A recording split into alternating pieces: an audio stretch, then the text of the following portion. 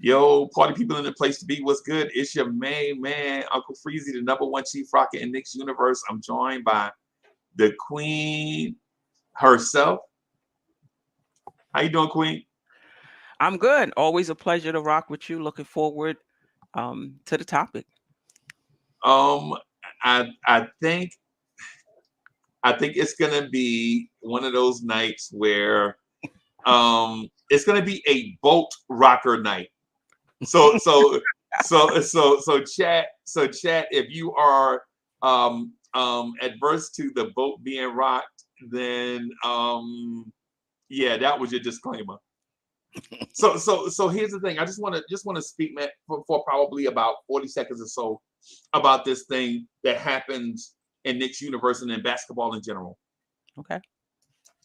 I think we have a negative connotation of the word combo guard.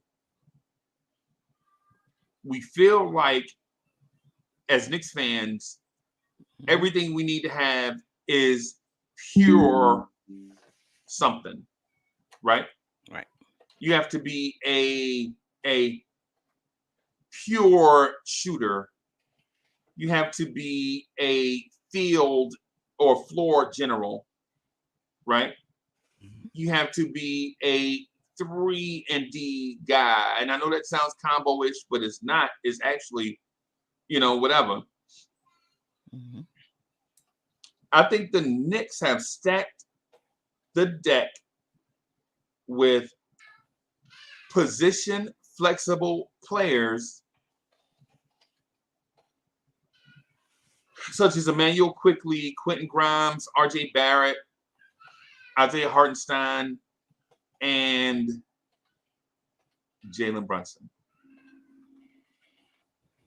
I think Jalen Brunson is what you call a jumbo shrimp. Chad, you know what a jumbo shrimp is? It's a shrimp. It's just bigger than others, but it's still a shrimp.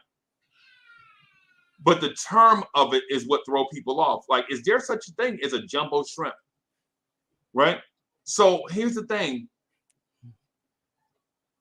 For the past 2 to 3 seasons, the Knicks have been easy to strategize against because once teams see the initial strategy, teams bring in their adjustment, and the Knicks have not been able to adjust to the adjustment. Right. The Knicks have a strategy on a whiteboard in the locker room. Tibbs does the rah-rah speech. We're going to go out here, we're going to do this, and we're going to win.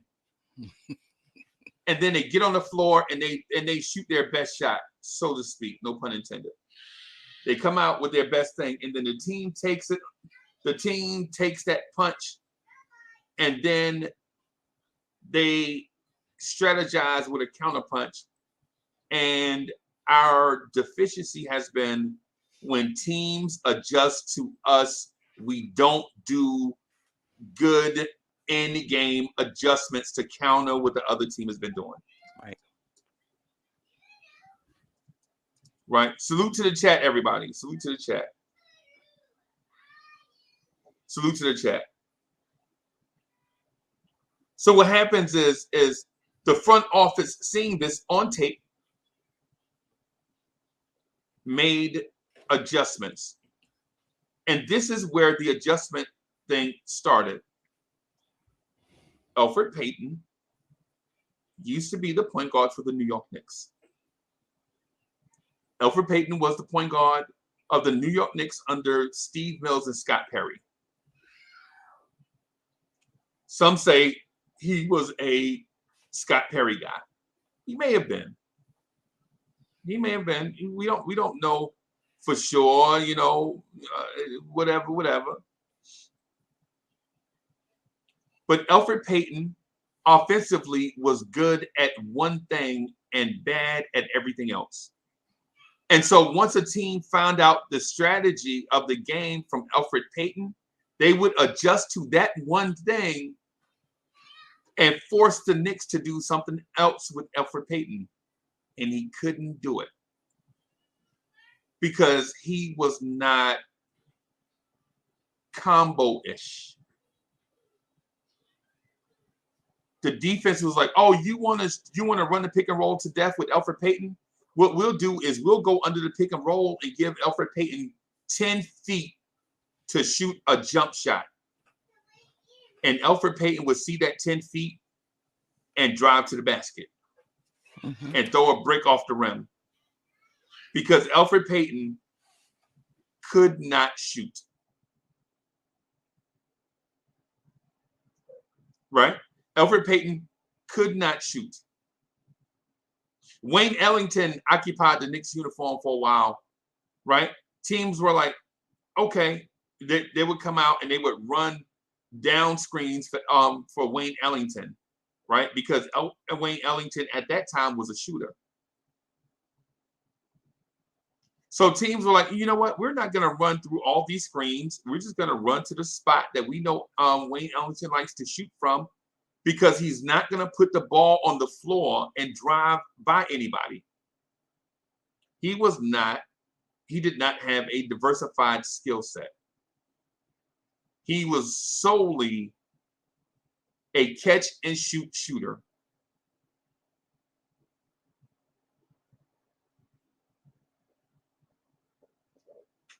Understanding this, and there were other players for years, other players in the same mold.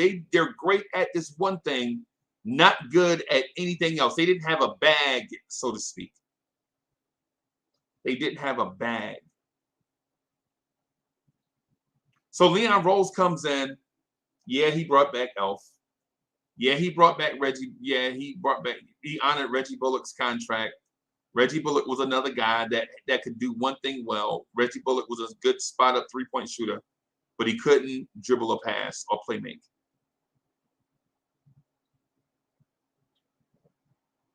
So the front office, after Elfrid Payton leaves, after Reggie Bullock leaves, the front office brings in guys that they feel like can dribble, pass, and shoot, that are the combination of these things. This year, the Knicks front office bring in Jalen Brunson.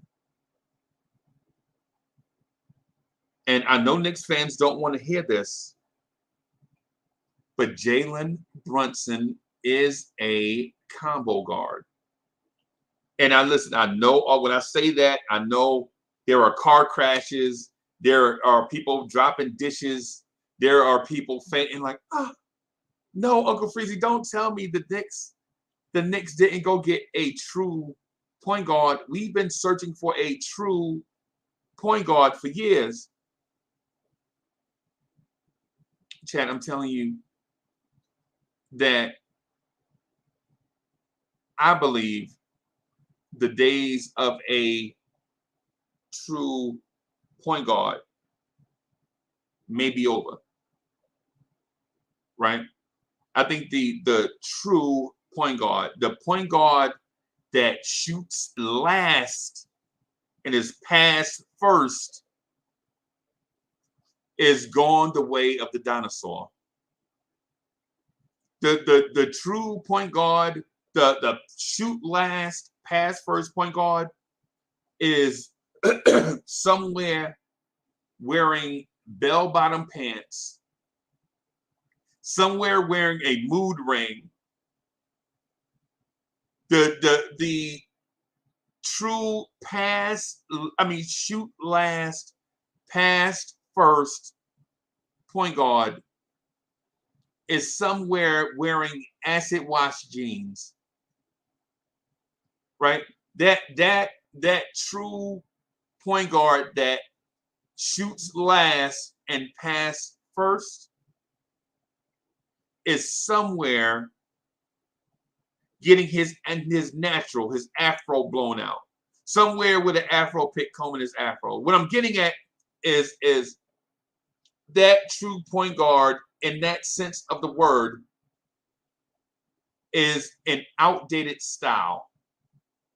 And we as Knicks fans have to embrace the new style. Well, what is the new style, Uncle Freezie? What is the new style? The new style point guard is an attacking style pick and roll point guard that can play on and off the ball. And you notice I said the key word in that is not attacking or on or off. The key word is and, meaning he can do a combination or a combination of things, meaning Jalen Brunson is a combo guard. A combo guard. And is that what the Knicks need right now? A combo guard in 2022? The answer is not only yes, a resounding yes, but an absolute yes. And how I tell you the Knicks know stacking their roster with a bunch of combo guards is how they enter into the new millennium. Look at who they pursued all offseason.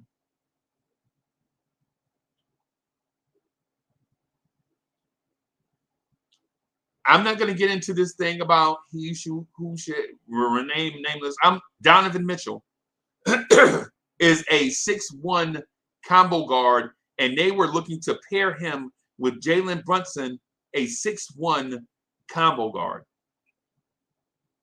The days of a 6'2" pass first, shoot last point guard. The days of a point guard that's going to get you 12 points and 8 assists, they don't exist anymore. Not for contenders. Not for contenders. Now, everybody on the floor has to be able to attack the defense, because defenses are quicker, stronger, more athletic, and the rules bent to offensive players means that defenders that have to defend against that have to be just that. Taller, stronger, faster, quicker, more athletic. So to combat that, you can't grow humans. You can't grow humans on the tree. You can't just go grab a human being. So you have to combat it with strategy. So the strategy is have everyone on your offense be able to dribble, pass, and shoot. And I know people are going to say, no, that's not true, Uncle Freezie. Really? In the days of Shaq, did you ever hear the term stretch five? No, you didn't. In the days of who's the last great dominant center? Who's the last great dominant center? The last great dominant center would maybe, let's say Shaq. Right? Let's say Shaq. We never heard the term stretch four. Nowadays, in a pick and roll heavy environment where teams are running the pick and roll 22, 23% of the time down the floor, you have to have guards that can do a combination of things. A diversified skill set. Be able to be the primary ball. They have to be the primary playmaker. And when teams adjust, they have to be able to play off the ball. It's the reason why Portland Trailblazers had a CJ McCollum and Damian Lillard together. It's the reason why the Atlanta Hawks have a Trae Young and DeJounte Murray together. So, ladies and gentlemen, I'm presenting my case on a Friday night, and I guess you can call this the Friday night fights, because I know people are going to want to say that Jalen Brunson's not a combo guard, but I'm making my case that Jalen Brunson, ladies and gentlemen, is a combo guard, and I like it. Queen, am I stirring the pot too much, Queen? No, not necessarily. I think the way you framed it is just a matter of semantics. Point guard has changed, like you said, it has evolved. So you could say combo guard. So I mean, you say combo guard. Some people would just say point guard that has evolved. Like the combo guard is point guard. It's the same right now, right? Okay. So when you say Okay. point guard in this era, basically you are saying combo guard. But what I will add is there are some combo guards that can play. There are some combo guards that are better than others. Like there are some combo guards that they're a little better on the shooting end than they are on the playmaking end. There are some shooting combo guards that are a little better at the playmaking end. They can shoot some, you know. Um, so I think for what we need, for example, you could say that IQ is a combo guard. Okay. But I think for what we need, Brunson is better at that than IQ right now. Right. So I know you're trying to say there is absolutely no distinction, but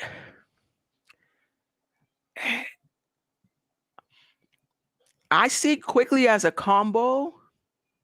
I don't know if I would.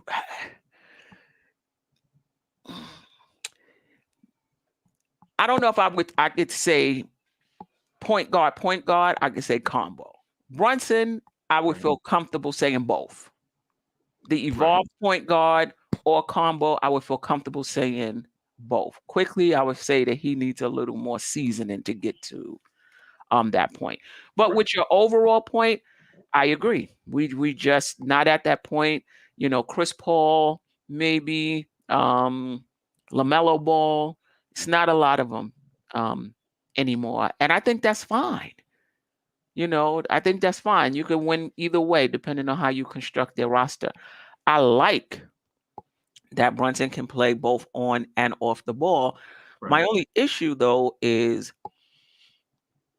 playing off the ball to who? Like, I'm not a fan of Randall handling the ball, right? Let's see if RJ gets better at it.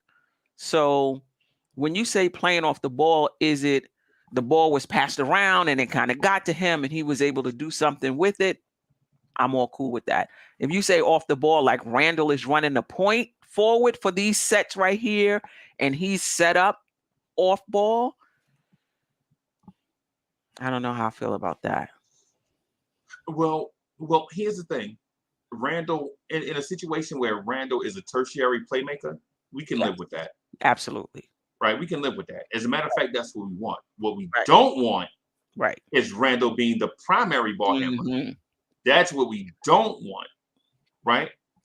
But here's the model. Here's a model that we'll look at. Something that we'll look at, right?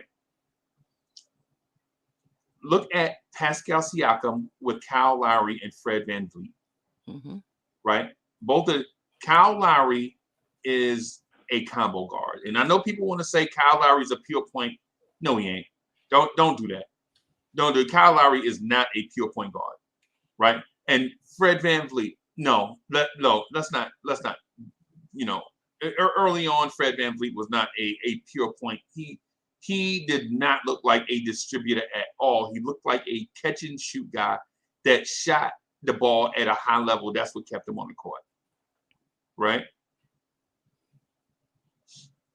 But look at who was in the pinch post for them, Spicy P. If we can have Randall be in that Spicy P pinch post scenario, then that's what we want. If we can have Julius Randle be in that pinch post scenario, like with a Jordan Poole and Steph Curry, that's what we want. Right? That's what we want. But to the combo guard thing, Mm-hmm. it's not just about, say, that personnel grouping. It's about what the other coach is doing defensively. Right. Their strategy is take the ball out of Jason Brunson's hand, Jalen Brunson's hand. Now what happens? Now your secondary playmaker has to do something, right? Right now we have Evan Fournier in that role. We wanted to have Donovan Mitchell in that role so that we can get the same attacking aspect, right? Or better, right? That's what the writing was on the wall. It's easy for you to see. What happens is teams can take away Tom Thibodeau's first options offensively, and he could not adjust in game because he did not have the personnel. The personnel wasn't ready, right?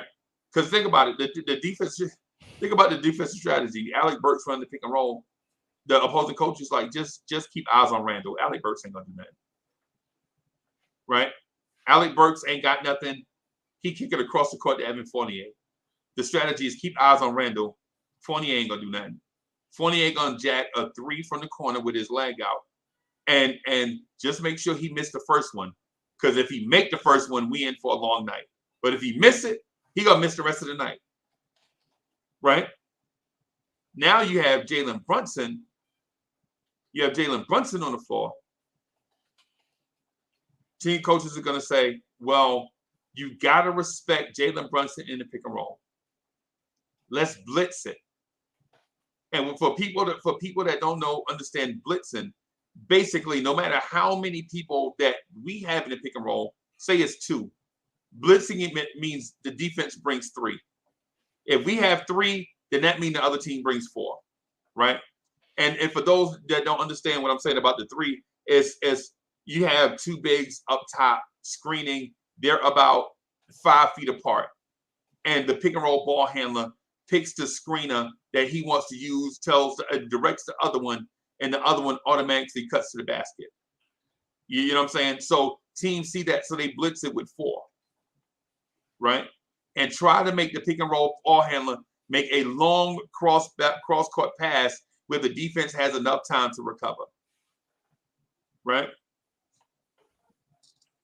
The reason why Jalen Brunson, the combo guard, is important here is because when they do the pass, they get the ball out of Jalen Brunson's hands.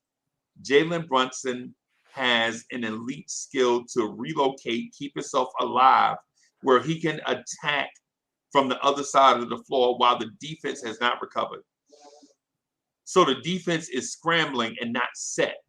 The reason why the Knicks offense looked bad is because when Randall isoed, the defense was set. So when he took off to drive to the rim, it was against a set defense. Pump fake, jab step, rip through, pump fake, jab step, and then take off. And then there's two people with the eyes on Randall already, right? So the reason why the front office in my opinion, brought in Jalen Brunson is solely for that. Because he's a combo guard. He could do a combination of things. You can't just defensively adjust, put your adjustment out there to the Knicks. Now, when the defense adjusts, now Tibbs has the weaponry to make another offensive adjustment. Now the chess game really begins. Now you can see players play free as opposed to trying to figure out what to do since they are undermanned.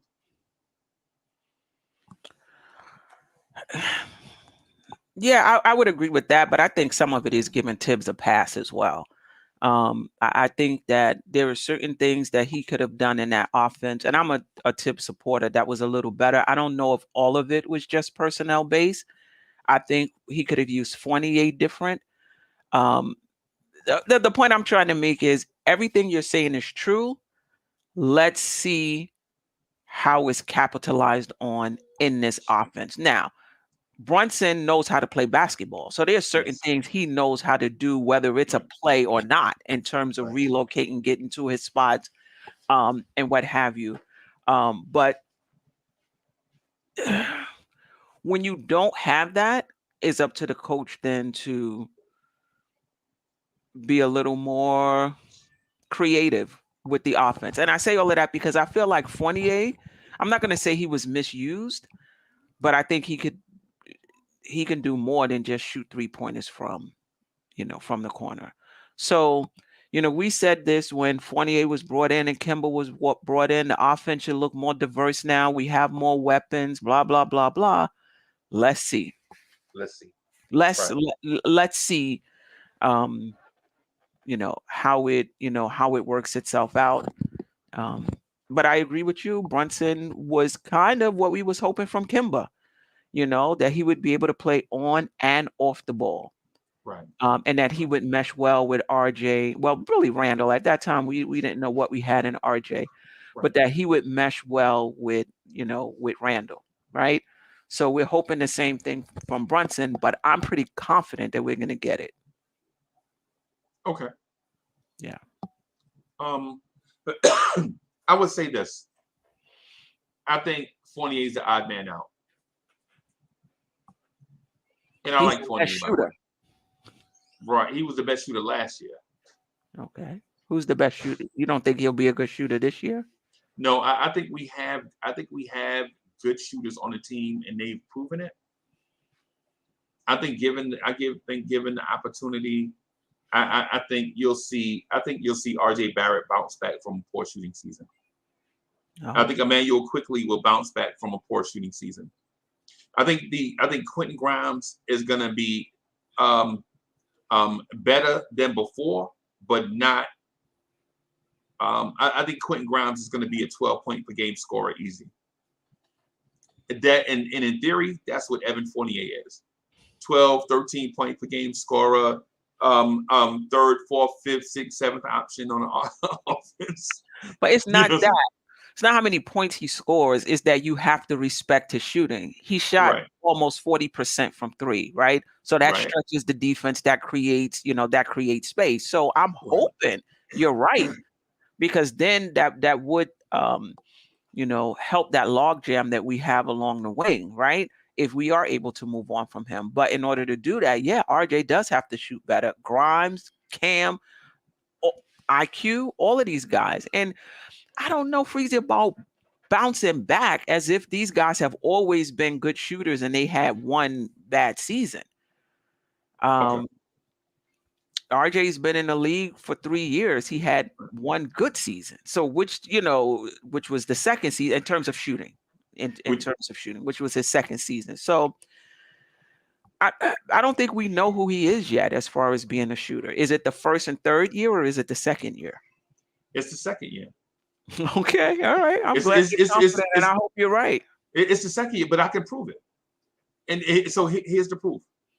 What was different from RJ's third year to his second year? The difference was the Knicks didn't have a point guard that can get into the paint and kick out to three-point shooters. When we had that formula and Tom Thibodeau's offense, the entire team across the board shot great from three. We were second in the NBA in three-point shooting when we had a point guard that could get into the paint and kick out to three-point shooters. Elfrid Payton. Now, could Elfrid Payton shoot himself? No. Y'all know that's my pet peeve. Elfrid Payton can't shoot.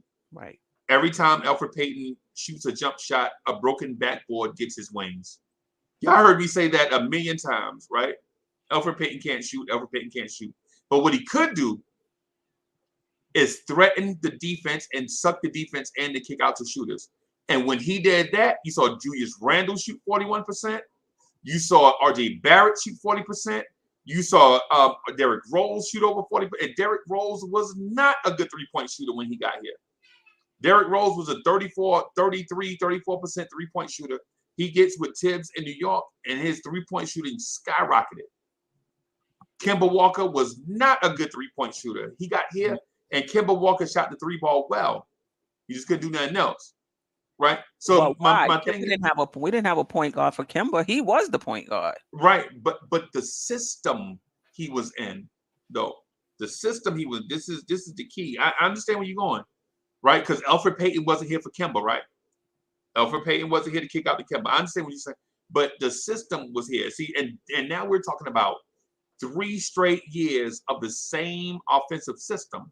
What that provides is a thing that's slept on. It's called continuity. Consistency. When they're going to enter into a third year, and guess what Jalen Brunson can do, y'all? Jalen Brunson can get in the paint and threaten defenses. That's what Jalen Brunson does. Jalen Brunson, just inside the free throw line, off the pick and roll, shoots 54%. The league average is 44% from there. Jalen Brunson shoots 10% over 2 seasons. 2, by the way. This is not just like when Luka was out or nah. This is what he does. Over 2 full seasons, the last 2 seasons of his career, he shot around 54% just inside the free throw line, off the pick and roll. And what that does is it sucks in the defense. And then guess what the New York Knicks did when they had a point guard to threaten the paint? Everybody shot higher from 3 in that year, that RJ year 2. RJ shot 40%. Randall shot 41%. Burks shot, I can't remember right offhand, but he could knock it down. Derrick Rose, for the first time in his career, was over 40%. Right? Now, oh, go ahead, Queen. I'm sorry. I agree with you. The entire league shot better that year. So I agree with you that they shot better that year. What I would like, I'm sure there's an advanced metric. What I would like to know is how many contested threes did the Knicks have that year, and how many contested threes did they have last year? Because if you ask me, the Knicks had open shots. So the point I guess I'm trying to make is the Knicks got a lot of open threes last year and they missed them. I'm not sure that the difference was that they didn't have a lot of room on those 3-point shots and that those 3-point shots were consistent. That being said, I can't argue too much with you because I don't know. You know, league wide, the shooting was down last year and it was up during that year. There are some people that pointed to the fact that, you know, it was just quieter stadiums all around. You know, and so there was you could focus more because there wasn't a lot of crowd noise. It wasn't a lot of emotion, crunch time. It wasn't a lot of, yelling or what have you. And maybe that was a factor. Maybe, like you said, it was not getting the shots where you were used to getting them. I just feel like for me, the jury is out in terms of shooting for RJ. For different reasons. I don't think the jury is out for IQ. I think IQ's poor shooting average is more about shot selection. And I think he has a good shot. I think once he dials in his shot selection, his percentage should go up. But I hope you're right. I hope Brunson makes a difference, and I hope his ability to get in the key, draw defenders, gives them a lot more space, a little more time, and hopefully that does help their 3-point shooting. But I don't know if I'm ready to give up on Fournier right now, that I know these guys are going to be good shooting, because the way our offense looks right now, there's a difference between being able to hit a 3 and being a 3-point shooter. Yeah. I don't know how many 3-point shooters we have other than Fournier, Grimes, IQ. I don't know how confident I am past that. Well, I'm gonna say this because I agree with you. There are a difference between shooters and makers. Because we had a lot of shooters, we didn't have a lot of makers. Yeah. So I agree with you. I'm with you on that, right? But what I want to say to you is this: there is also this is what Knicks fans slept on right last year. There are a lot of people, a lot of passers, right? The Knicks had a lot of people playing point guard, a lot of people that could pass, and then but there's a difference between passing on target and timely passing. Right. Correct. I remember being a post player later on in life. I used to, after, I'm saying, Uncle Freezie got a little older and then started falling in love with stuff like macaroni and cheese and hamburgers. I got a little older, so I had to get off the perimeter and go in the post. Get down there, big man. Oh, okay, all right, I'm going. I remember catching the ball in you could establish position in a post and do all the fundamental stuff. Seal your man, get your outside hand up high, get that butt down, seal your man, and get ready for the post pass, right? Mm-hmm. The post pass would come down at my feet. So now you're big, got to grab the pass down low. By the time you get ready to do something, the defense is already on you. And then you got to kick it back out. And then you like, yo, why don't you pass me the ball? They'd be like, I did get you the ball. What? Right. You called that a pass? Right. Right. Well, that's Randall a lot of times. Right. That was Alec Burks a lot of the times. That's RJ Barrett a lot of the time. That's all the non-traditional combo guards did that last year. So when our open guys are catching these passes on the perimeter, it's not as easy as it was when you catch the ball in your shooting pocket, Yeah, no and doubt. all you have to do is take a shot. Yeah. When you got to fumble with it, and then the defense is charging that. So now you got to fumble with it, regather, get the shot off on a shot that was open, now it's contested. Right. Can I ask you a question though? Yes, Going back to that season where the Knicks shot well, I know you brought up the shots Alfred Payton was able to get, but Randall got guys really good shots during that that year as well, and they were wide open.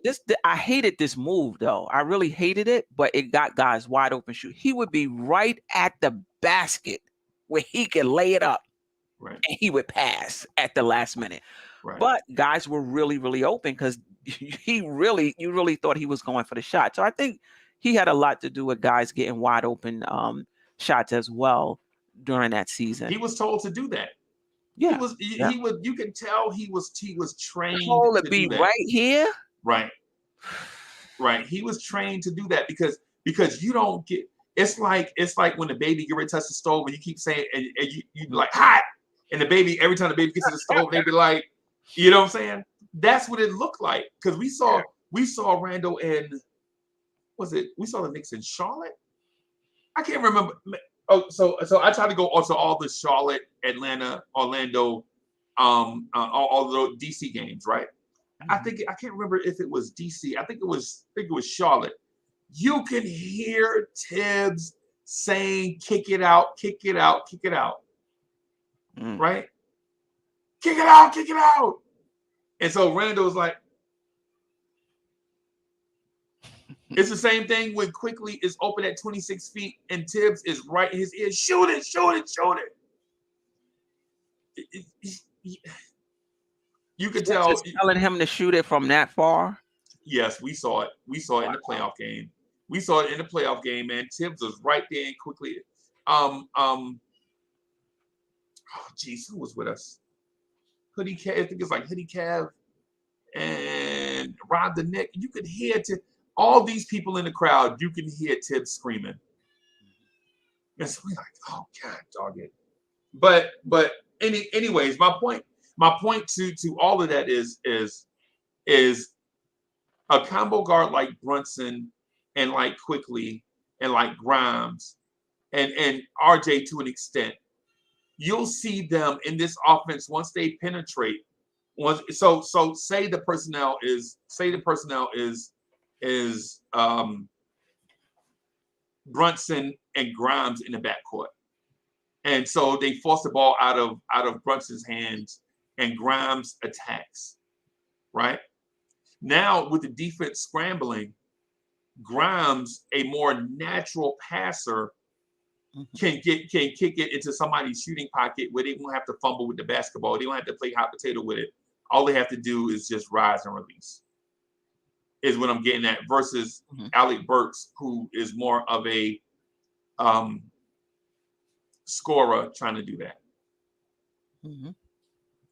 That's what I'm getting at. And I'm not saying that Fournier won't play a role on this team because he will. Clearly, they value Fournier. That's why he's still here. They value Fournier, right? I think Fournier will contribute, but I think in order for this offense, this team to get better in the long run, and I'm talking about this season, the long run of this season, the long run of these 82 games, is you got to because you know what Fournier is. You already know what Fournier, basically what he is, right? You have to get Grimes those minutes. Grimes has got to play. Grimes played 17 minutes a game last year. Grimes has got to play somewhere in the neighborhood of at least 25 minutes, right? And so if Grimes plays 25 minutes, you know where those other 8 minutes have to come from, right? Somewhere from a backcourt player, right? That's what I'm getting at. I always thought of the 5 positions. That 2 position and that 5 position could be where minutes could be shared. Right. 20, 28, what have you. The 1, 3, and 4, that's locked in. Those guys, in my opinion, they not playing less than 34 minutes a game. No. Yeah. Because they're asked to do too many things on the floor. Like your threes have to do so much stuff. You know what I'm saying? They'll have to, during the course of a game, the three will guard threes, some small ball fours, some big athletic twos. They have to get out in transition and run. They have to rebound with the big boys. They have to play make with the backcourt. They have to do a whole ton of stuff. They have to do a whole bunch of things. But Queen, let me ask you this: with me laying out that Jalen Brunson is a jumbo guard, are you in the mindset that the Knicks made the right decision on getting a positional, flexible guy instead of a pure guy that can dominate the game regardless of what the opposing coach throws at the offense? I think they got both. I think he's a combo guard that gives them positional flexibility. But I also think because of his leadership and his IQ and those waning moments of the game, the ball is going to be in his hand to make those decisions, whether he scores it or whether he passes it. So I think we got both. Okay. Yeah. And I'm happy there. And I know, well, we'll get to this later about whether or not he'll be here long term. We'll get to that. Okay. I would say, I'm just gonna throw this out there too. For those interested in why I brought up the combo guard thing, I think it's important for us to embrace, and I say us, I mean Knicks fans only. This is not a basketball topic or an NBA topic. The combo guard for this setting, the combo guard topic for this setting is a Knicks topic, because we have been in the mindset that we needed a floor general since Clyde Frazier, since Stephon Marbury, even before Marbury, right? We've been in the mindset that we needed a floor general, somebody that's going to take charge. We needed a general, a Patton. We needed a George Washington on the floor to lead the troops to victory. We needed a Chris Paul, a Magic Johnson, a John Stockton. I'm here to say, no, we don't. No, we don't. You don't fight wars like that no more. You don't just line up across from the other team and just shoot at each other. That's not how wars are fought anymore, right? Wars are like, it's like guerrilla warfare now. You got to attack where you can. You gotta play to your advantage. You can't just play to the other team's strengths. It's the reason why you hear the terms 3 and D, stretch 5, right? And so with that said, I want to insert like a little piece in here to talk to you about to Queen. What are we gonna do with Mitchell Robinson? Do we have a Mitchell Robinson problem? Well, I'm not sure we have a Mitchell Robinson problem, but I like that Hartenstein is backing him up. Because if Hartenstein takes off, Mitch may not finish out his contract in New York. He might not. Right. But we'll get an opportunity to see him this season. The issue I have with Mitchell Robinson is that he hasn't gotten much better since he's been here. And the longer you're in the league, the more you become who you're really going to be. And this will be his 5th year coming up. So I'm not sure how much more we're expecting from him. He hasn't averaged 10 points in his career. He's never averaged 10 rebounds in his career. I know some people feel like he still has a high ceiling. He's still young. He could still get better. I really hope you're right. I've seen flashes, and I hope this is the season where he puts it all together and that becomes the norm. Okay. I think Mitchell Robinson is a problem for the NBA. Really? Really? Okay. I hope you're right, Freezie. I hope you're right. That changes the ceiling of the Knicks. If he's that defensive demon, the Knicks are a totally different team. I think this is the year where you see Mitchell Robinson turn into Rudy Gobert light. Crazy. That's a big statement now. Okay. It's a huge statement. Yeah. It's a huge statement. I hope you're right. You know what flipped the switch with Rudy Gobert? What was it? I know people are gonna say Mike Conley, man. When they put Mike Conley and Donovan Mitchell together, Rudy Gobert broke out. Nah, that was part of it. When Rudy Gobert's job became in jeopardy, Rudy Gobert broke out. Okay. When Rudy Gobert legit had backup centers that threatened his livelihood, then you saw Rudy Gobert break out. When Rudy Gobert had backup centers like Derek Favors, the number 2 pick in a draft, as his backup, Rudy Gobert played for his life. When Rudy Gobert had backup centers like Hassan Whiteside, a rebounding machine, Rudy Gobert balled out of control defensively and offensively. He led the NBA in dunks, I think, one time. Twice, I'm sorry. I'm telling you, the addition of Isaiah Hartenstein pushes Mitchell Robinson closer to that.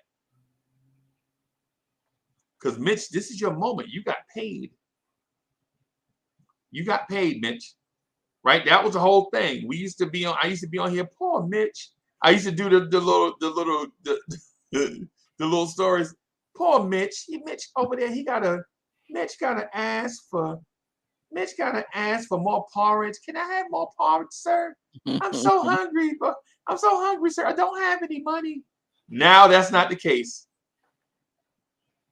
Hey, boss, I'm gonna read the super chat real quick, okay? Sure.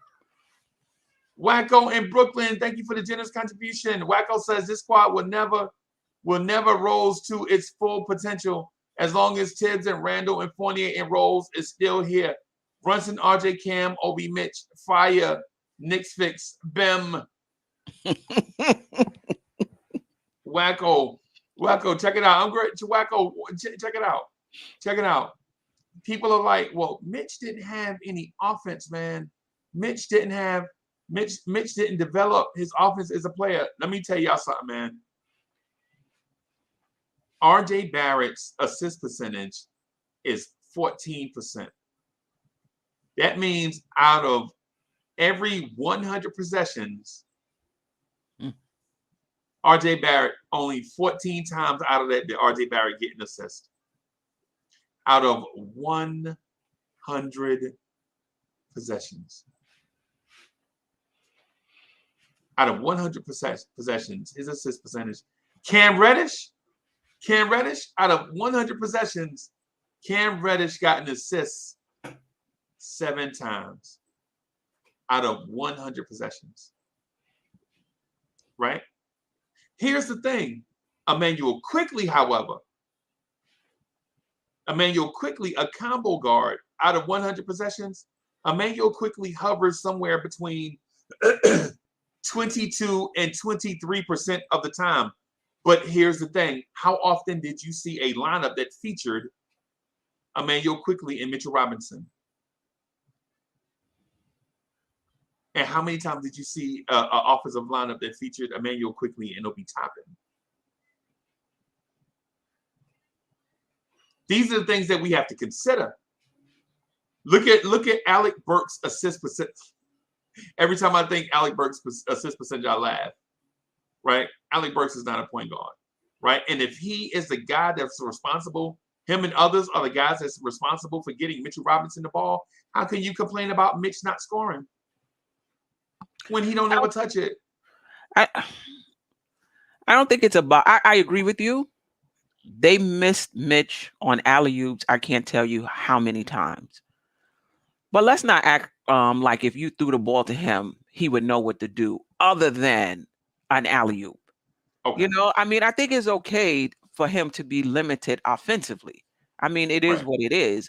Right. My issue with Mitch is if you're going to be limited offensively, then you need to be a demon on defense. And I hope Right. you're right. I hope having Hartenstein behind him put a little fear in him, and we see the Mitch that we've seen in in flashes. But yeah, I think he's going to score more because I think RJ's going to pass more. I think Julius will still do what he does in terms of passing. I think Brunson will pass out. So I think he'll average more than 10 points. Can he get his rebounds up though? Other Yeah. than the offensive rebounds, I mean,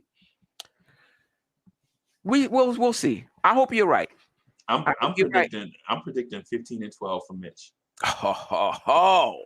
And what, 2 blocks? Well, he got 1.8 last year, so Yeah. I would be a happy fan if it was 15 and 12. 15 and 12. Because here, but Queen, here's why it's 15 and 12. Mhm. It's not 15 and 12 because he asserts himself more. Mhm. It's 15 and 12 because Jalen Brunson, Emmanuel quickly will increase the pace of play so that there are more shots that go up during the game. I think the addition of Jalen Brunson as a combo guard, point guard, whatever we want to call him, increases the pace of play. Right? Tibbs never had a point guard he could trust. Right. Clearly, Jalen Brunson is a point guard on the surface it looks like Brunson is the point guard that Tibbs can trust to increase the pace of the game. Right. The reason why you don't run up and down the floor is because you didn't have any guards. Kimba hurt, Rose hurt, Elfrid Payton can't shoot. Right. Before that, Dennis Smith Jr., Frank Ntilikina, Austin Rivers. Tibbs didn't have point guards that he could trust. Right. So now when you increase the pace of the flow of the game, you get more shots. There are more rebounding opportunities, more putback opportunities, more scoring opportunities. Right. Because there are more shots per game on both sides. Yes. That's how I think Mitch gets to 15 and 12. Not that he's gonna all of a sudden become Wilt Chamberlain. Because none of us see that happening. Right? Yep. Yeah. Who do you see being the Knicks center 3 years from now? Mitch or Hartenstein?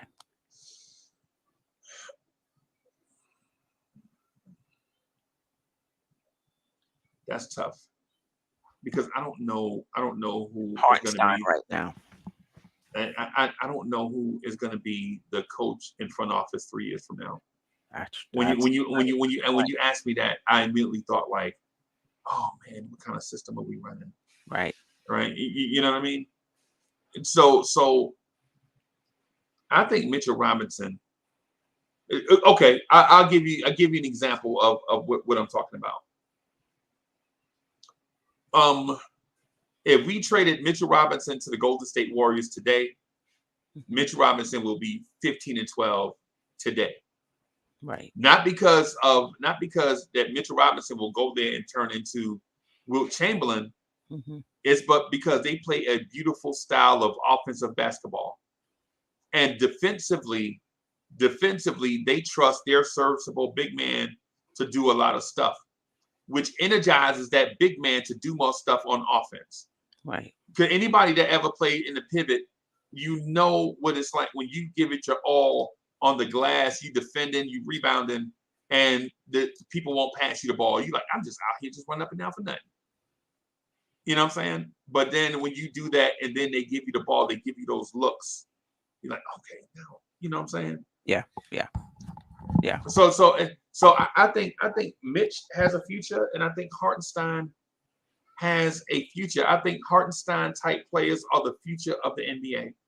I think the NBA is evolving back to a pivot guy, right? I think that the NBA is going back to that.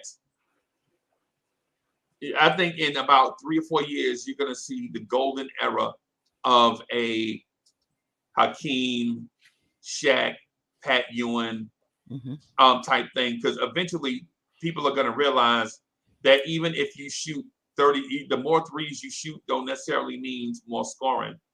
In today's league, the rules are you can't be as physical. That is what led to more scoring and not just 3-pointers, right? Because how are you going to say shoot the 3 more and then you feel and your free throw percentages have gone down? So you got one thing going up and the other one going down. Like, when's the last time you seen guards that can't shoot 80% from the free throw line? I remember that was a thing. If you couldn't shoot free throws, you couldn't play. Right.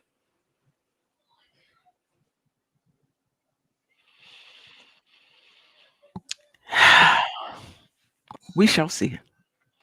To me, this is a big year for Mitch. This is a big year for Randall. This is a big year for RJ. This is a big year. Because I think, like I said earlier, the longer you're in the league, the more you get a chance to see who you are. The only reason this is a big year for Randall is to see if he can rebound emotionally, in my opinion. That's the only thing. As far as his game and whatever, we kind of know what it is. Hopefully he'll go back to being efficient with a point guard in a different role. For RJ, we get a chance to see the next step. Do we have a franchise player? Is he trending in that direction? Brunson will get an opportunity to see, are we getting what we thought we were getting? So this is a huge season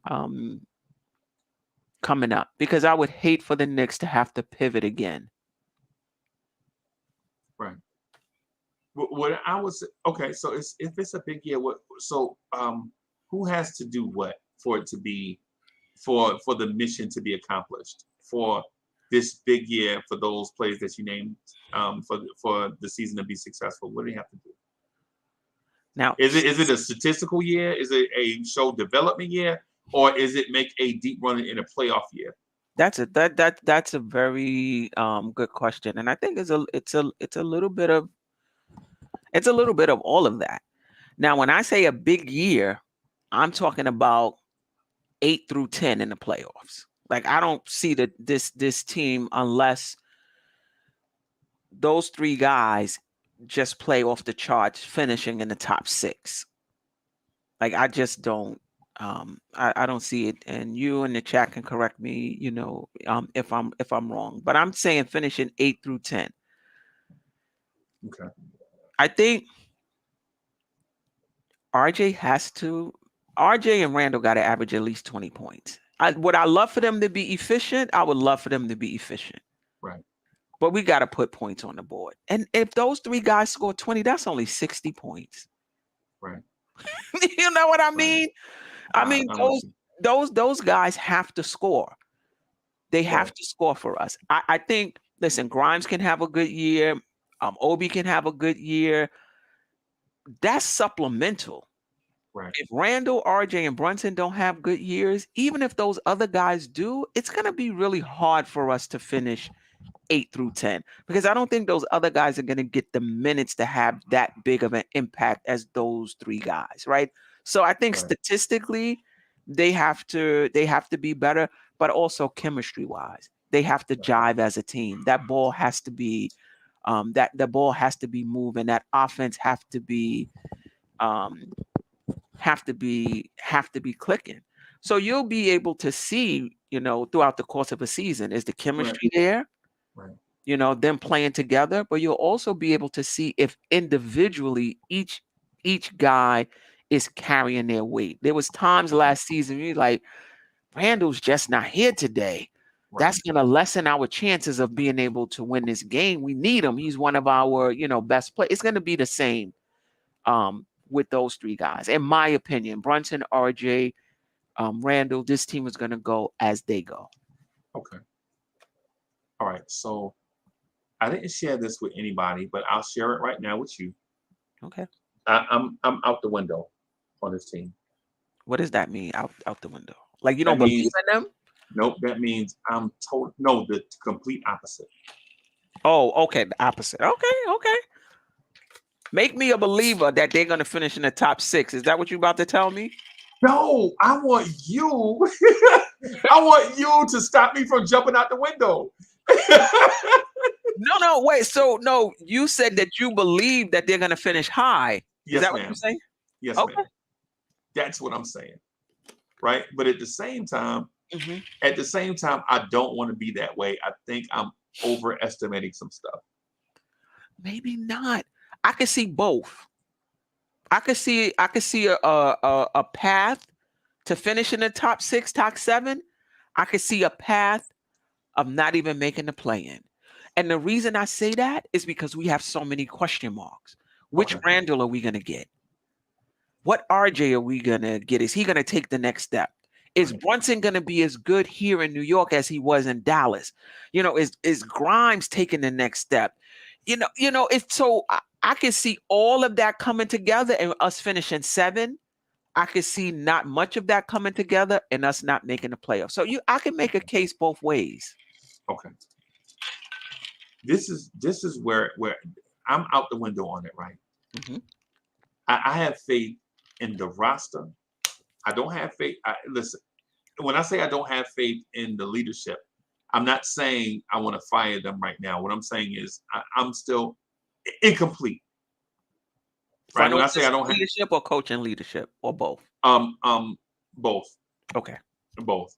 Okay. Right? Because I think Tibbs' staff is full of henchmen. I think it's Despicable Me over there. You got one dude frowned up and then a whole bunch of minions. That's what it looked like to me. I don't see a dude that can step out and holding Tibbs is like, nah, coach, that ain't right. Coach, that ain't right, coach. I don't see none of that over there. I don't see none of that. I see Despicable Me. I see a dude frowned up, a curmudgeon, and then a whole bunch of dudes, a whole bunch of minions. That's what I think of Daisho Shimoda and all of them. Mm-hmm. I think they just minions. The new guy the new young guy they brought in, the one that used to do the halftime report with Rebecca Hollow all the time, mm-hmm. The young guy, he a minion, right? But what I will say is this.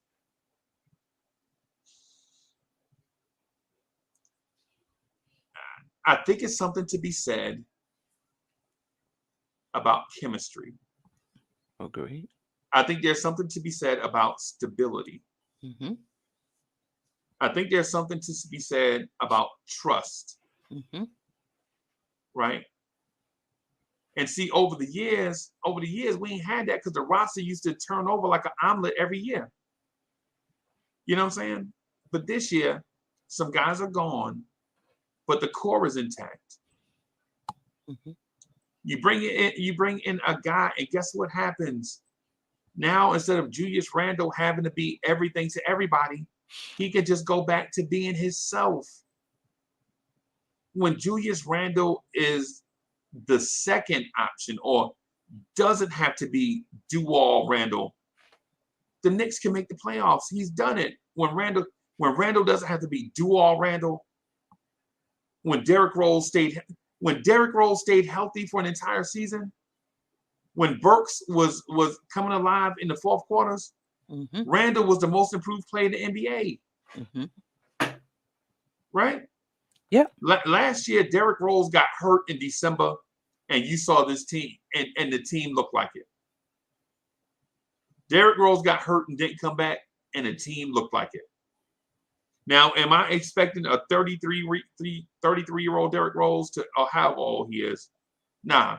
You don't need Derrick Rose for that no more because you have a Jalen Brunson. Right? You have a Jalen Brunson to be the stabilizing force. And I know he's new, right? But everything else is old. Everything else is stable. Everything else is consistent. These guys can trust each other, right? When you have a Randle that can be the second option, now he can focus on things like rebounding and defending other teams' best big guys. Right now, Randle is in his bag. But now when Randle is out on the perimeter dancing, trying to create a shot for others, you got dudes 6'4" who can't even create their own shot. So you asking your 250-pound power forward to do it, and when he don't come through, we boo him. Why are we not booing the 6'4" guy that can't create his own shot? Randle is in a miscast role. We're going to move Randle back to Bully Randle, right? RJ Barrett, steps up in his 4th year. This is the year that all the stars across the league, they break out. Across the league, I got the spreadsheet out. I got the RJ Barrett database to prove it. That the Paul George, the Kawhi Leonards, this season here is the year that they break out. And this is the year that we expect RJ Barrett to do the same. Right? So if RJ Barrett becomes that guy in year 4, and you have a Jalen Brunson and Julius Randle can acquiesce to that 2.5, 3 option where he can still get his 20 and 10 and 6 assists, but not dominate the ball. This team could be a playoff team. And here is where I think this team can be a top 5 seed in the East. Oh, and y'all buckle y'all seatbelts. Y'all buckle y'all seatbelts, right? Y'all buckle y'all seatbelts. The mere fact that Emmanuel Quickley last year went through his sophomore slump, which was expected, because sophomore slumps are a real thing. Sophomore slumps are a real thing, right? Obi and Quickley had some ups and downs last year. But going into their 3rd year, you look for them to be major contributors.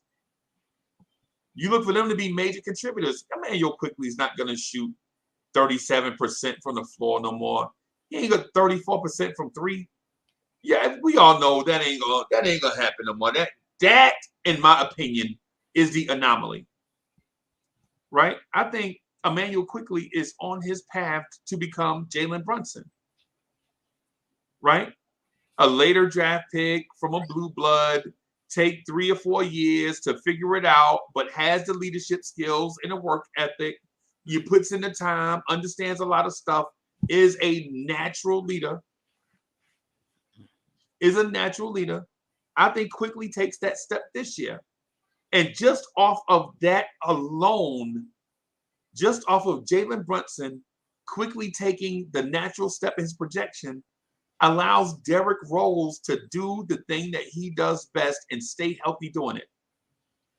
That's come off the bench and score. Come on. Emmanuel Quickley is not the Lou Williams in this scenario. It's Derrick Rose. Is what I'm saying to everybody. When it's time to facilitate, IQ, you got it. Throw those 2 guards on the floor, and then, excuse me, the thing that the straw that stirs the drink is, and this is wishful thinking, right? This is the wishful thinking part. You expect either Obi Toppin, Cam Reddish, Quentin Grimes, one of those 3. I don't know why I do that. Why do I do the number 3 like that? one of those 3 is going to take the step. One of them is going to take the step. You don't know who. It might be Obi. It might be Grimes. It might be Cam. But if one of those 3 takes the step, we out of here. Because that gives you the modern NBA team. That gives you the point guard that can score, the wing player scoring machine, the 2 guys that can stretch the floor and knock down the 3, the pinch post player, your big guy off the bench that can score. That gives you all those things, and then you have a Hartenstein. So when I say that, go ahead, finish. So now with all those things together, all those things coming together, I think the Knicks can be a top 5 seed in the East. Now, here's the thing. If we get a serious injury to one of those key components by January, we're going to be talking about the lottery. If Derrick Rose gets hurt and nobody else steps up, we might be having that same conversation. But if we can keep Derrick Rose healthy by taking responsibility away from him and just allowing him to come off the bench and score and stay healthy, we have a weapon. If Obi Toppin comes off the bench and takes the next step in that progression, we have another weapon. Teams don't have bigs that can come off the bench and score like that. That's a weapon, right? And if Quickly can just take that Jalen Brunson type step, 13 points, 4 assists, 40, 42, 43, 44% from the floor, 38% from three, then now we cooking. And if Grimes brings, okay, so I think Grimes is gonna get hit by the sophomore slump, right? I think the sophomore slump is a real thing with Grimes. I'm not calling him a bust. He scored 6 points. So when we talk about a slump, what are we saying? How worse can it get, right? How worse can it get? But what I mean by that is how one thing that you struggle with impacts everything else in your game. That's what I'm talking about in the sophomore slump. Like, say you start struggling from the mid-range, all of a sudden you can't knock down a shot. Now it's a mental thing. Now you're fighting against yourself, and then it takes like 40, 50 games for you to figure it out. That's what I'm talking about. So that might happen, but we need somebody else to step up, and I'm hoping that it's Obi. Right. What I will say to what you said is, I agree with you, because basically you had everything breaking right. Right. And so I agree with you. If everything breaks right, the Knicks can finish in the top 6. I'm just saying that a lot has to break right for that to happen. But if it does, the Knicks talent-wise are as good as anybody. You have RJ taking the next step in his 4th year, breaking out. Right. You have Brunson basically playing just as well as he played when he's in Dallas. You have Randall basically being the second or third option on his team, not having that responsibility and loving it and embracing it too. By the way, embracing it, not being a primary ball handler, basically just playing the power forward, and when you're double team, passing it out, just playing basketball. Like, that's perfection.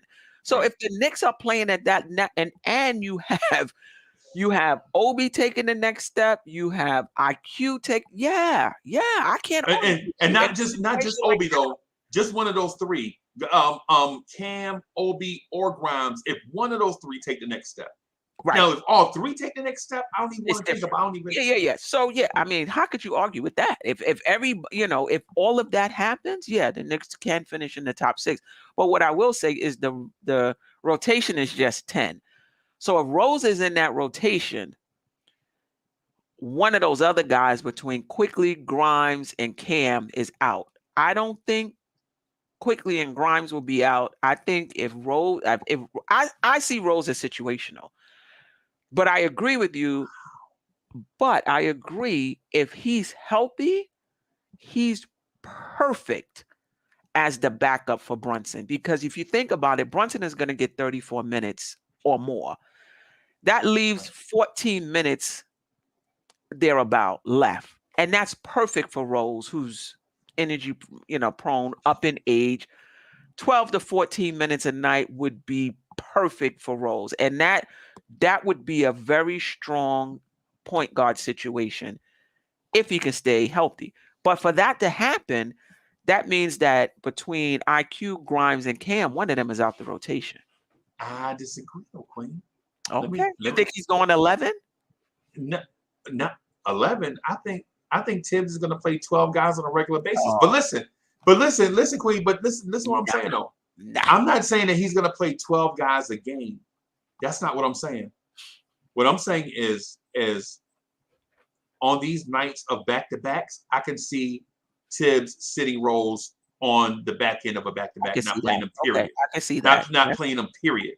I can see that.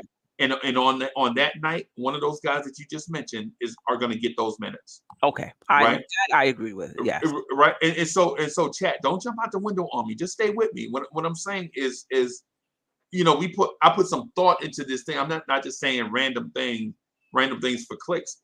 I think on back-to-backs, they got to sit Rose in order to keep them healthy throughout the season. Yeah. I agree. But that's situational, though. So that means that the situational guy will come in when Rose sits down, like when Rose doesn't play. Right. But I think it's going to be 10 regular guys on a nightly nightly basis. 9.5, 10, 9.5, 9 and 10. I think Tibbs would like to go 9, but No, he's been playing 10. Right. Now he got to play Hartenstein though. You don't sign Hartenstein to $8 million to sit him, right? It's not even that he has to play him. He wants to play him. I'm pretty sure he's looking at this guy who's a decent rebounder, decent shot blocker. Right. He only took 33, so I don't want to jump out the window that he's a great 3-point shooter, but he took them. He took 30 of them. He hit them at a pretty good clip. If he takes more, his efficiency may go down, but he's a threat out there. I think Tibbs is chomping at the bit to have that versatility at that center position, and I wouldn't be surprised if Hartenstein didn't close games for the Knicks. Because of his ability to knock down free throws, right? And he can still rim protect. And at a higher level than Mitch. Yeah, I get it. I get that. I get that part. What I'm saying about the playing 11 or 12 guys, y'all, I'm not saying that Tibbs is playing that. Don't get it twisted. Because I know what people will say. They're like, man, Uncle Freezie said Tibbs going to have a 12-man rotation. No, I didn't. No, I didn't. I'm saying that 11 or 12 guys will play on a regular basis. You know what I'm saying? Because you got to save roles, right? You got to save roles. And you have to take into account this thing, the word that we don't want to say because we've been really fortunate the last couple of years, but we have to take into account injuries to major players, right?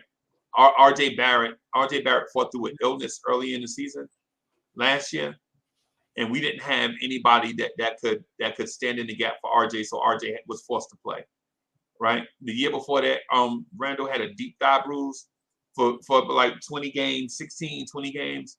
Randall played through those games, and we lost a lot of those games. And when Randall got healthy, the last stretch of the season, we went 16-4 after Randall got healthy. The we here year, the Big 15 year. What I'm saying is this: don't think because a guy doesn't play one night that he won't play significant minutes the next night. Is what I'm getting at. Is what I'm getting at. And don't be surprised to see the Knicks go out and get another vet to fill that 13 vets to fill that 13 or that 14 and 15 roster spot and see that person play. Right? Don't sleep on, say, a Ben McLemore or somebody along those lines.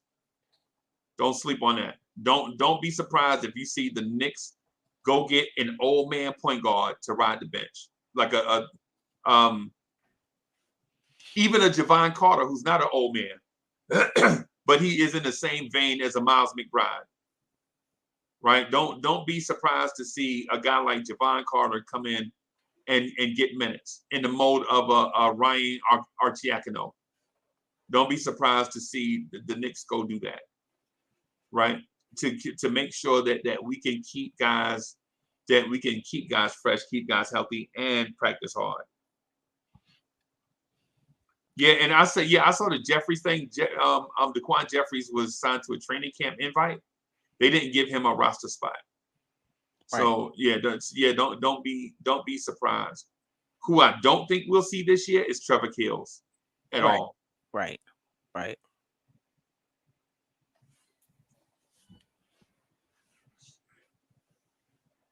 So Jeffrey says that Tibbs likes Deuce Boss Lady. He likes who? Deuce McBride. I think he does. I don't know if but I still don't see him in the rotation though. But I think he does like Deuce McBride. Yeah, I don't see that. We don't have enough spots for guys that are a bit more proven than Deuce right now. Right. Yeah. So I think overall, I think as Knicks fans, I think we're in a good place if everything breaks right for us. Mm-hmm. If things don't break right for us, I think we might be in trouble, boss. And that's how I see it as well. I see a path to the top 6. I see a path to the play-in. But I still think the Knicks should finish 8 through 10. I think if the Knicks finish 11, a lot went wrong. So what if the Knicks don't? What if the Knicks don't finish 11? What if they're on course to finish 11 or worse? What if they're at 11 with the arrow pointing down? What happens? I wouldn't be surprised if Tibbs and the front office is out of here. I wouldn't be surprised.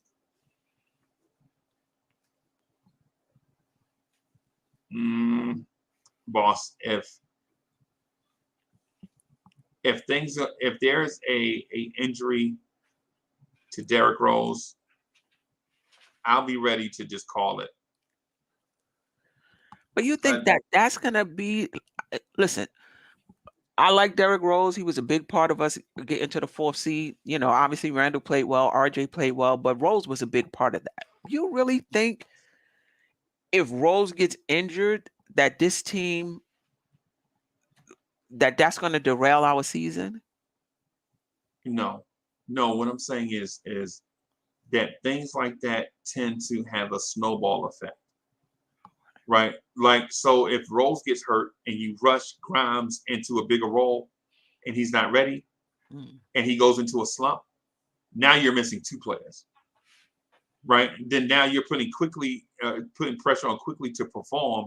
Right. Now he got to step up, and now you force Quickly to force shots. Right. You know what I'm saying? You see how I like this whole thing could snowball like into, and then after then, you know, and then now the starters are like, well, we can't even come out the game, because if we come out the game, the bench might lose the lead. So it's like a bunch of stuff that snowball into it. And it's a domino effect. Just like when I'm going to call it dramagined. When I dreamed and imagined at the same time, that when I dramagined the Knicks could be the 5 seed, I could also see a scenario where things could also go the opposite way quickly. Like I dramagined that everything can go in a positive direction quickly. Right. But things could also go in a negative way quickly.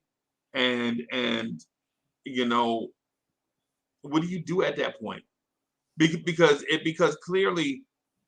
what you don't want to do is this. You don't want to have Tibbs coach the team to about 40 games and the team is 15-25 and you fire them, right? And then your young hotshot assistant is on the bench and you're like, hey, you got the new job. You're the new coach of the New York Knicks. And you give him the job in a bad situation without a training camp where he can put his imprint on the team, right? And then if he don't turn it around, now you're like, well, we gave him a shot. He ain't did nothing with it. You know what I'm saying? So all these things. Can you just imagine, Queen? Just imagine you and I are the assistants, right? For Tom Thibodeau, and the team is 15-25, and they fire Tibbs, and then they call us in. We say we on the road in Sacramento, California, and you and I are now the head coach of the Knicks. And we're like, man, what? How you gonna give us the job during the season? We on a losing streak. The vibes is bad. Mm-hmm. You want us to turn it around, and then if we don't, you're gonna fire us too. Right. Yeah. Listen. Like I said, we were talking before, and I've said it before. If they fire Tibbs, the front office, to me, that's for any firing has to go through the owner. Right. For an owner to fire a coach with 1.5 years left on his contract, then he must be confident. I would feel confident that front office is coming back. And I know you disagree, Freezie, because I would say, if I'm not sure on you as a front office, I'm not going to let you fire the coach. Bring in somebody else for 1.5 years. Now I'm firing you. The new front office is going to want to bring in their coach, and now I got to pay that coach the rest of his contract. No. The difference, you're saying monetarily, it's the difference in paying 2 head coaches and 3 head coaches monetarily. Because if you fire Tibbs, right, and you promote somebody, you got to pay them at the head coach's rate because they have a new job, right? And then you fire them, that means you are I paying wasn't thinking that. If you bring in another head coach the next year, right. oh yeah, I was. So now is So yeah. now you talk about potentially 4 coaches, right? Because you gotta fire that coach and pay him.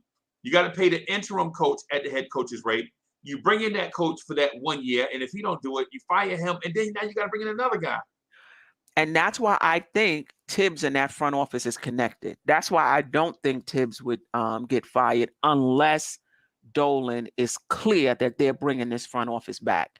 If you're not clear you're bringing this front office back, I'm not going to let you hire another new coach because I'm not sure if you're going to be back. Right. Right. What does Tibbs have to do to keep his job? That's what I think. That's one of the intriguing things. I mean, he has to win. Listen, the coach is always the scapegoat.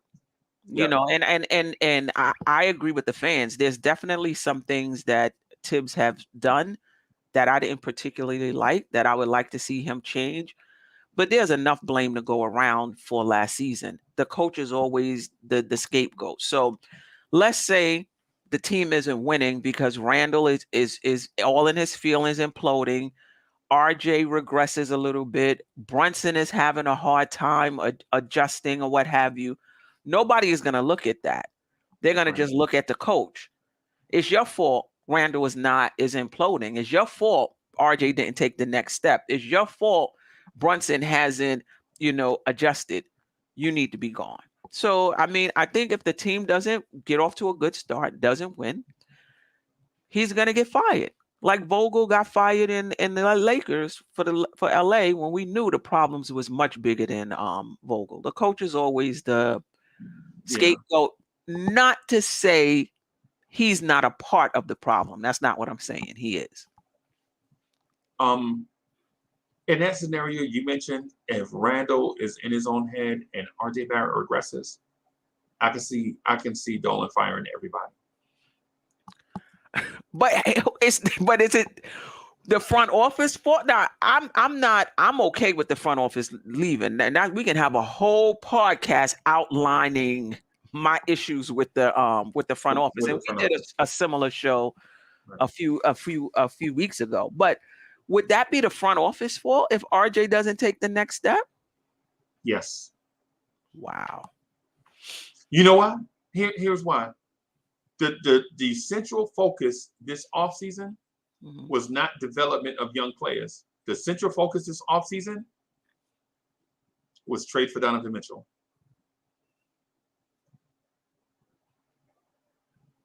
That's as simple as it gets. So they would get fired for not making the right assessment that they should have gotten off RJ Barrett and brought it. So okay, all right. No. What I'm saying is it's not just exclusively on RJ Barrett. It's the young core period, right? I'm attaching RJ Barrett regressing to the fact that the focus was not develop the kids. If the offseason strategy, and this has to be a strategy, y'all. This can't be, because you only get listen. Y'all have been in the workplace before. You know, you get limited numbers of hours from a limited amount of people. You can only hire so many people, and you can only work them so many hours, right? When their focus is getting Donovan Mitchell as opposed to putting plans into place to develop these kids. But why? How do we know they didn't do both? You think they pulled because they were trading for Donovan Mitchell that they pulled the resources from them? I'm pretty sure that the same thing they would have been doing in the offseason for them had they not been going for Donovan Mitchell. I'm pretty sure they did the same thing. Right. And I could counter by saying trading for a player is easy. I can legit counter by saying that. Give him what he wants. Why does it take all summer to do it? Give who what they want? Whoever had the asset. Like, say, if in Donovan Mitchell's case, give Danny Ainge what he wanted. Or some close. Okay. Right. Yo, a trade. Okay. All right. So, y'all, listen. I've been in these scenarios where two sides are negotiating, right?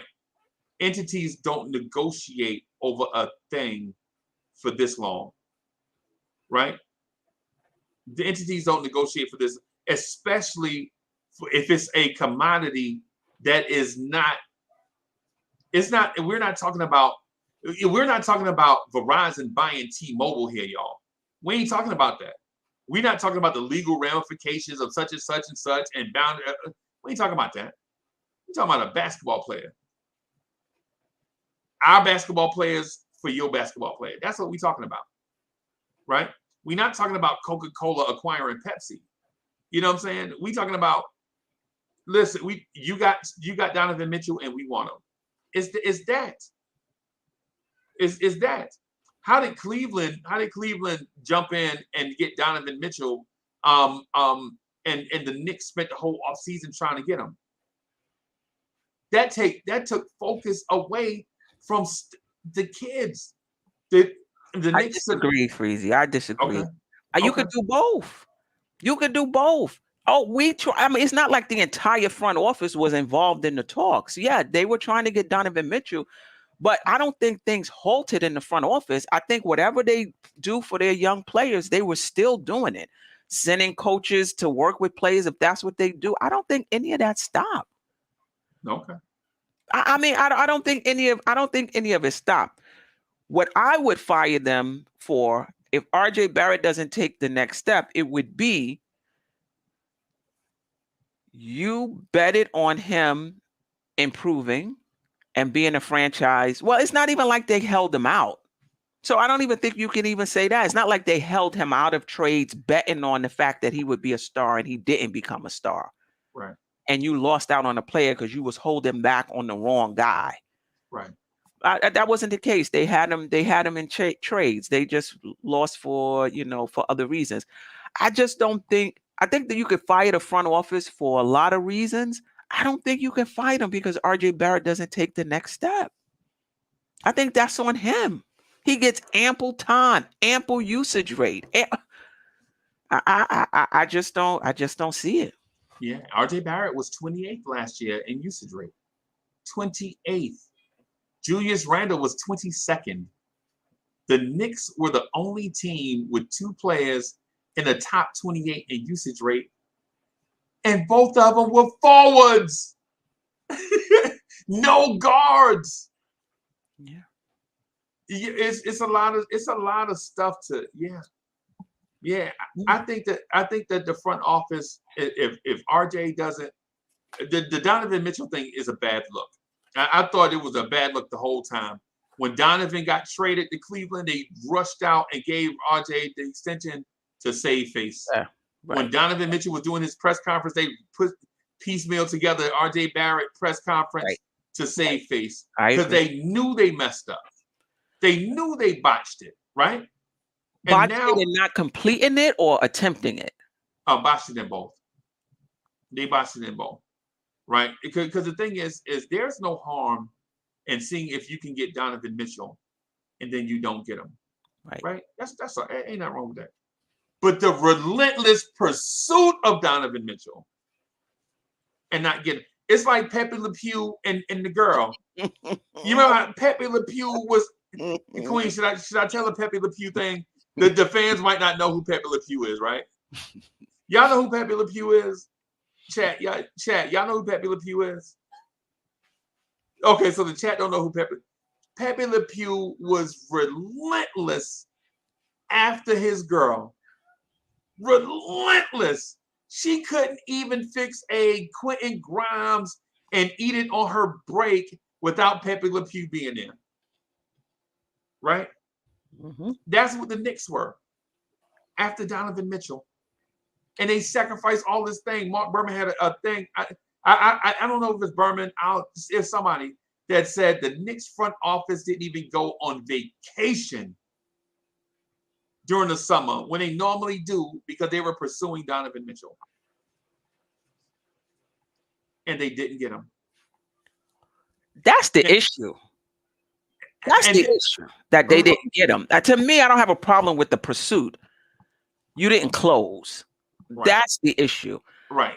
And I agree with you in terms of how they wanted to now save face with the contract, because I heard reports that they really wanted to sign. They didn't want to sign RJ Barrett this early. They wanted to sign him closer to training camp or even go into restricted free agency. So I agree. Right. They were saving face with the press conference, saving face with the signing.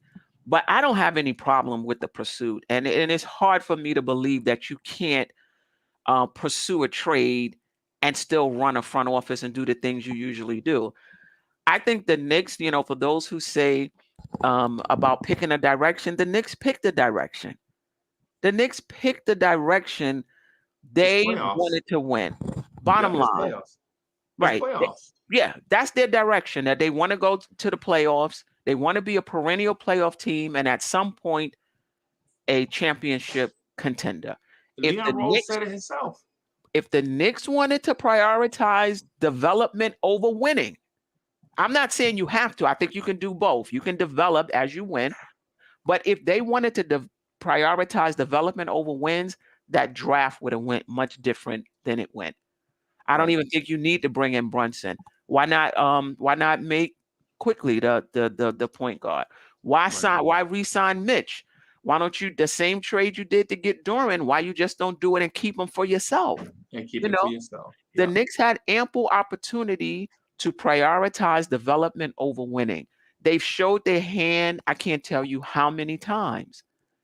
They want to win. Even we're going to have to play young players, but they're playing those young players to win. They're not playing those young players to develop whether we win or not. And there's a difference.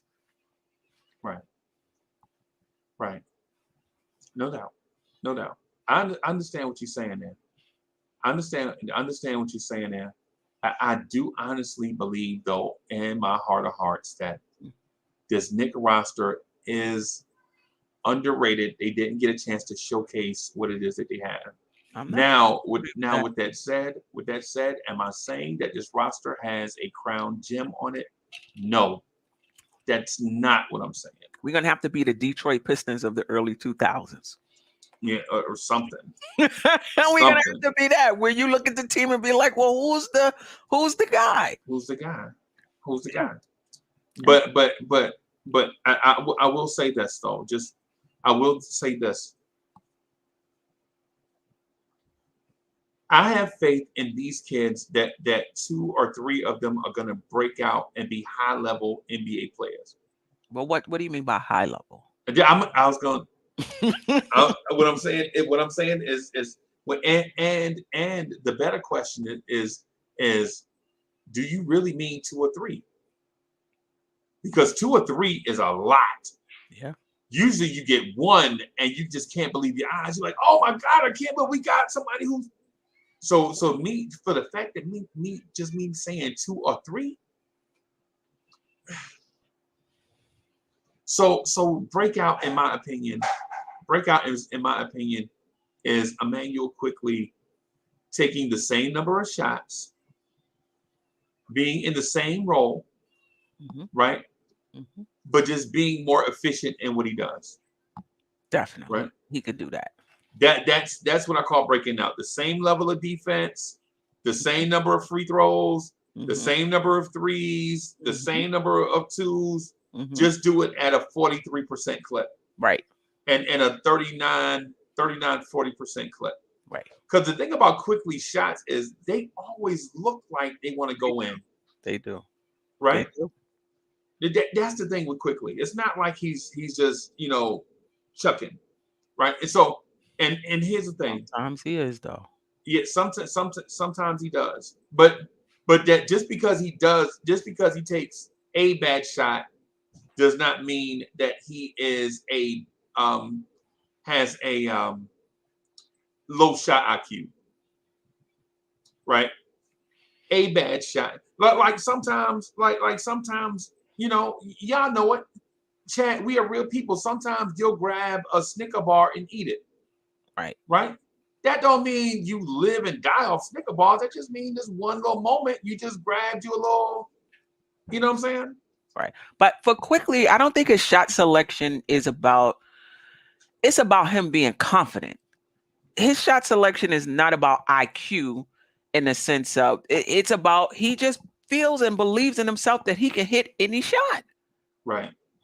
That's where it comes from. Is he's just really confident and he's a magnet for the big moment. If this is a big shot, he wants to take it. Right. No doubt. No doubt. No doubt. No doubt. I believe in Quickly. I think Quickly. And okay, so Queen, save me from jumping out the window. Okay, I know that's not your job. I know that's not your job. But I believe Quickly is going to be the NBA's most improved player. I don't doubt that. He definitely has the potential to be that. Not in the running, y'all. Let me say that. Let me put it like this. I believe Quickly is going to be in the running for the NBA's most improved player, and all he has to do is improve on the percentages from last year. That's all. That's all. He don't have to take more shots, right, or do such and such a blah blah blah and all of that. All you have to do is just improve on his production from last year. And he goes from 11 points to 16 points a game. He goes from 3 assists to 5 assists because defenses have to respect his shot. So now his passing lanes will be open. Right. You know what I'm saying? That's all 16 and 5 off the bench. That's either 6th man of the year or most improved. He'll be in both of those conversations. Well, I think the key to it all is what we get from Obi. Is Sherwin in the chat? Sherwin, what are we getting from Obi Toppin, bro? I don't think that's the key, though. I don't think that's the key. You don't think so? I don't think he's the key. I mean, I to me the key is RJ taking the next step, Randall not imploding, Mitch being a defensive demon, Quickly being more efficient, There's a lot of stuff that has to go right. That's a lot. I mean, I think Obi, he's if they don't move Randall, Randall's going to play 34 minutes a game. Right. I think in the minutes that he does get, it's about him doing what he usually does in terms of stretching the defense vertically, finishing around the rim. And I really hope that 3-point shot that he showed at the end of the season is much more, is still there, because that's the key. If he can do that, now, like I said before, it's not just about he getting points in transition. He has to play with IQ. If you can hit that 3-pointer, now you could play in half-court sets. Now you could play with anybody. Now you stretching the defense for us. Now they got to respect you. Now if they chase you off the 3-point line, now you have an opportunity to put the ball. You understand what I'm saying? It opens up everything. Now, if he does that, and you know what that opens it up to? You know what it opens it up to? I'm gonna say this and chat. I promise you, I'm not trolling y'all. If Obi can knock down open shots, now it opens up a Julius Randle, Obi Toppin lineup. Right. It does. It does. It opens up an Obi and Randle moment or two where they can play together. Because Randle is excellent on hitting. I think there was I saw it somewhere. I can't remember. And stat heads, look this up for me. Stat heads in the chat, look this up for me. Julius Randle was second in the NBA in assists to the corner. Not just threes, not just twos, assists overall, league wide. Right, the last 2 seasons. He was second in the league in assists to the corner. Not just on twos, not just on threes, total. Somebody verify that for me, please, and tell me if I'm right or wrong, or if he was either second or third or something like that, right? But if Obi can knock down the corner 3, Randall will graciously kick that ball out to him in the corner. Graciously. Right. And what that does is now you get 2 players that people thought were adversaries playing together and welcoming it. Right. You know what I'm saying? So if somebody can look that up for me, man, I done got, you know. So Queen, I got like 5 minutes. I got company wanting me to. Mm-hmm. So let me ask you this: Do you see a scenario? Do you see a scenario where Julius Randle and Obi Toppin can coexist? I don't. Oh, I don't. Only because of how the roster is constructed. Only because of how the roster is constructed. Had they not brought in Hartenstein, I could see it. Because you could play, Randall behind Mitch. That's your opportunity now to have Obi at the 4, Randall at the backup 5. Now you're bringing in Hartenstein. I think that center rotation is set. Right. So now you're looking at playing them together at the 3-4. You could now that you can do, but we're so crowded as it is. Unless they move Fournier, Cam or something, we got 2 at every position, and at the point guard position. No, excuse me. At the center position, you can argue we got 3. If you put Sims, so we got 2 at every position. So if you play them together, your backup 3 is not playing. If you play them 3-4, if you play them 4-5, now your backup 5 is not playing. Right. So the only path forward I see for Obi, if the organization really believes in Obi Toppin, is to move Randall, because I just don't see. And Randall lost weight. I don't even know if he could play the 5 at this point. I think he could probably play 3 for short minutes at a time. But what does that do for Cam Reddish? Why does Randall have to make the move? Randall was the all-star at his position. What is Obi doing? I don't think Obi can play the 3 though. I don't think he has that. You don't think Obi can? You don't think that Obi can play the 5? Obi is kind of. I mean, he's big up top, but in terms of his, lower body, I can't really see him playing the 5. And would you play either one of them at the 5 in place of Hartenstein? No. That's what I'm saying. No, I wouldn't even consider it. That's what I'm saying. The way this roster is constructed, I don't see the path forward. Why would I? If say Hartenstein bump something and he's got to go out of the game, and Mitch is not available, why would I put Randall there when I could just play Sims? You know what I'm saying? Let me read the super chat just really quick. Paris Duggan, thank you for the generous contribution. Paris Duggan says, want to win, yes, but with a youth movement. Donovan would still have been a part of that.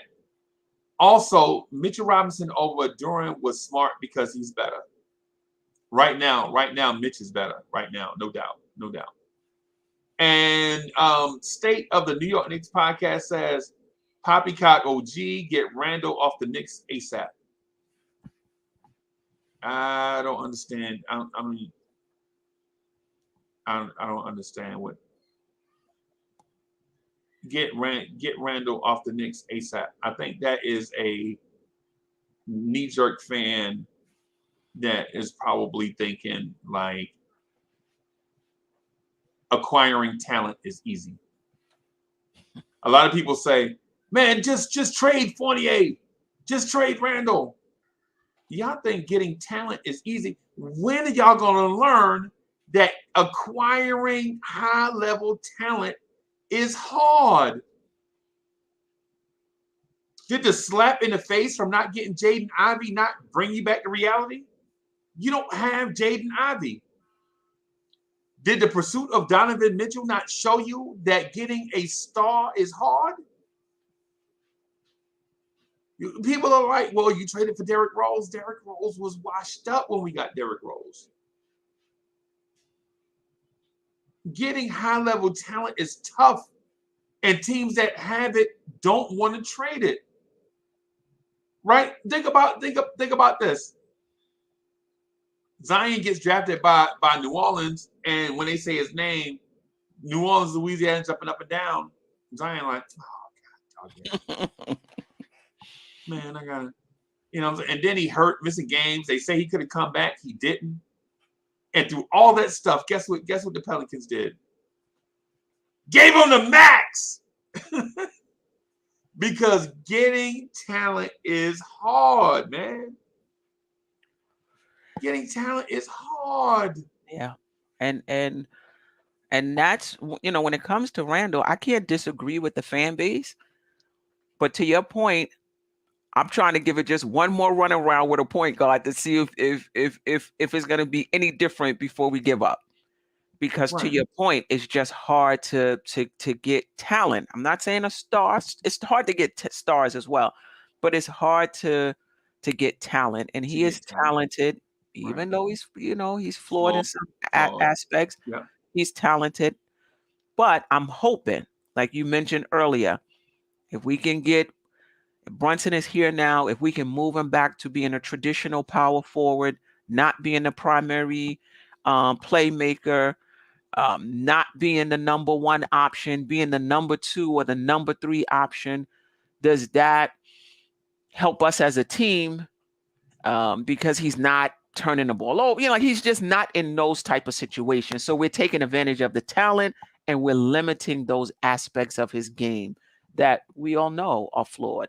So for me, I want to give it one more shot with a point guard before I'm like, all right, this Queen, is just. Do you remember who played power forward for us after Porzingis and before Randall?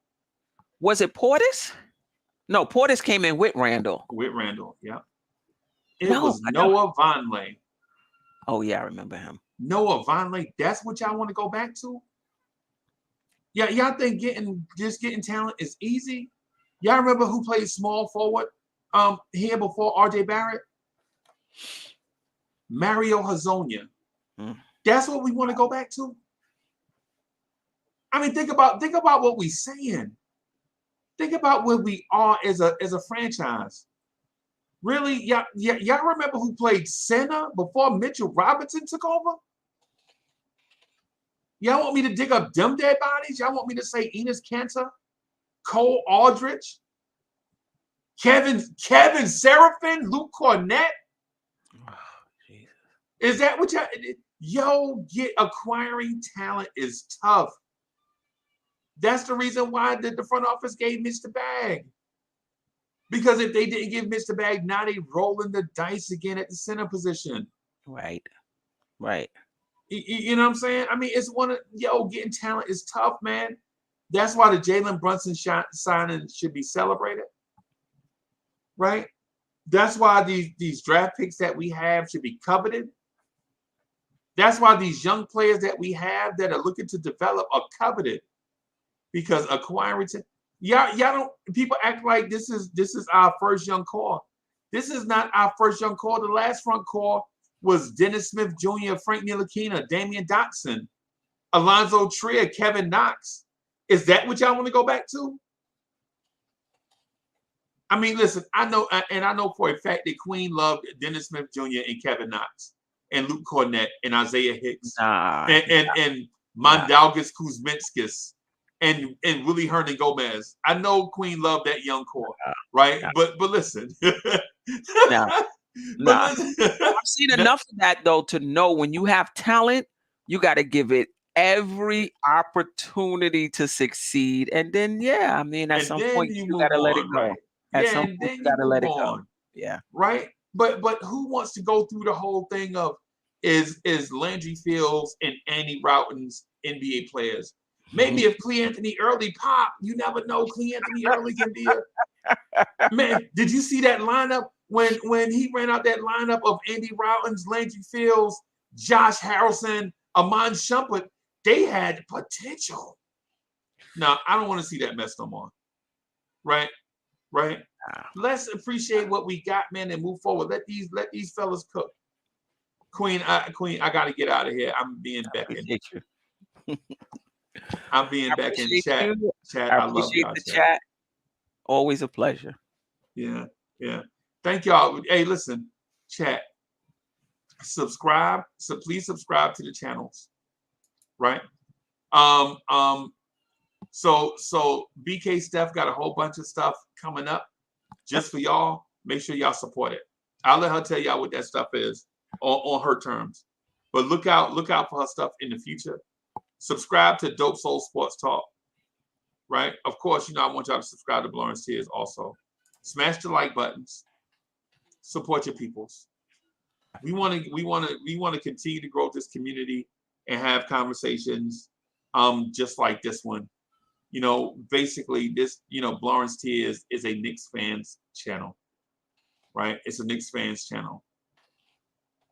Jay Boogie is in the building. Salute to the GOAT, Jay Boogie. Right. I'm going to read the super chat real quick. So Trish D says, thanks, guys. Good Friday night fight. I think, hey, Trish D, I think I might have held my own for a little bit this time. This time I didn't get knocked all about the forehead and get knocked down. I think I did take that whooping standing up this time. Nah. We just disagree, but it's cordial, it's not antagonistic. We just see things, a little different, but there was a lot that we did agree on, and the idea that if everything breaks right, that the Knicks can be a really good team. It's the most balanced team we've had in a very long time. Right. So, and whether like it or not, Brunson, RJ, and Randall are 3 best players, and those guys are going to have to have good, if not great, seasons for us to be in the top 5, like Uncle Freezie. Things gotta break right. Derrick Rose has to stay healthy. He didn't stay healthy last year, and you saw it in our win-loss record. Right. And we didn't have a young kid step up early on. As a matter of fact, they did the opposite. Right. But anyway, guys, we out of here. Queen, as usual, it's a pleasure. Chat, y'all have a great weekend. I'll see some of y'all probably in a few minutes on the Knicks at Night podcast. Peace, y'all. Peace.